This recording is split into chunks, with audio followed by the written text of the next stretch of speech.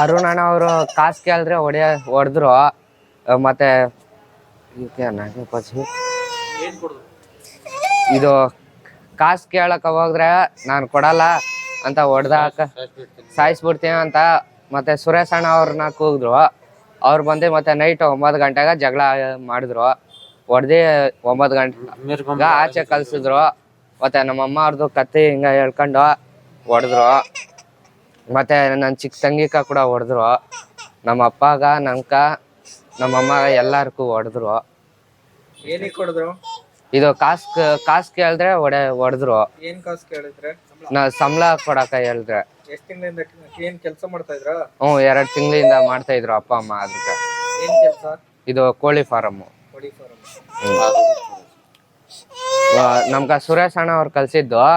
ಮತ್ತೆ ನಾನ್ ರೌಡಿ ಹಂಗ ಅಂತ ಕುಯ್ದು ಬಿಡ್ತೀಯ ಅದು ಮಾಡ್ತೀಯ ಅಂತ ಹೇಳಿದ್ರು. ಫಸ್ಟ್ ಕೈ ಕಾಲು ಕಟ್ ಮಾಡಿ ತಲೆ ಕಟ್ ಮಾಡ್ತೀಯ ಅಂತ ಹೇಳಿದ್ರು. ಅದಕ್ಕೆ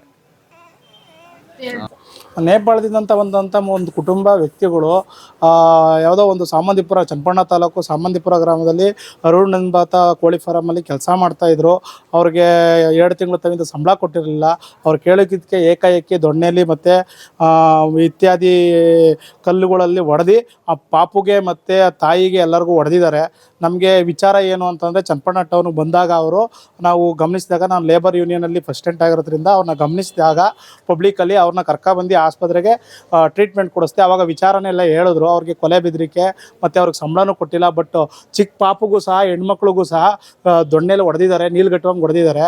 ಇದಕ್ಕೆ ಪಂಚಾಯಿತಿಯ PDO ಮತ್ತು ನಮ್ಮ ಕಾರ್ಮಿಕ ಇಲಾಖೆ ಚನ್ನಪಟ್ಟಣ ವೃತ್ತ ಇವರು ಅಲ್ಲಿಗೆ ಸಂಬಂಧಿಸಿದಂತೆ ಯಾವುದೇ ಆದಂಥ ಕಮರ್ಷಿಯಲ್ ಕೋಳಿ ಫಾರಮ್ಗೆ ಭೇಟಿ ನೀಡಲಿಲ್ಲ. ಇದರಿಂದ ಈ ಚನ್ನಪಟ್ಟಣ ತಾಲೂಕಿನಲ್ಲಿ ಅತಿ ಹೆಚ್ಚು ಇದೇ ಥರ ಬೇರೆ ದೇಶದಿಂದ ಬಂದಂಥ ವ್ಯಕ್ತಿಗಳು ಕೆಲಸಕ್ಕಿರಿಸ್ಕೊಂಡು ಈ ಥರ ಹಿಂಗೆ ದೌರ್ಜನ್ಯನೂ ಸಹ ಮಾಡ್ತಾ ಇರ್ತಾರೆ.